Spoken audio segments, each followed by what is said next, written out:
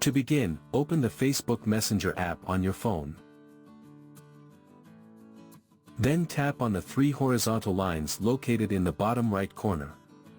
From the list of options, select Settings.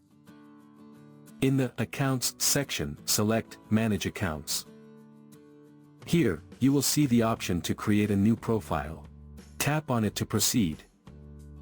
Review the information about what will happen after creating the profile, then tap Continue in Facebook at the bottom of the screen. Select either Personal Profile or Public Page, depending on your preference. Then tap on Next from the bottom. Now, enter a profile name. You can add a profile photo now or choose to do so later. Then tap Continue. Now, tap Create Profile to proceed to the next step. From this page also, you can add a profile picture. Then tap Next at the bottom. You can add friends to stay connected.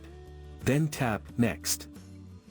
From the confirmation window, tap Continue. From here, you can choose to join or skip various community groups. Then tap Next. From the confirmation window, tap Join. From here, you can choose to follow or unfollow people who inspire or entertain you. Then tap Next. You can manage your profile settings now, or choose to do it later. If you want to receive notifications on your main profile for this new profile, keep the toggle on, then tap Done. And your new profile has been created successfully. Creating a new profile allows you to separate personal and professional interactions, customize privacy settings, and engage with different communities more effectively.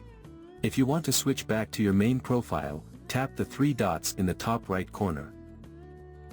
Then, tap the drop-down menu next to your profile name. From the menu that appears, select the profile you want to switch to.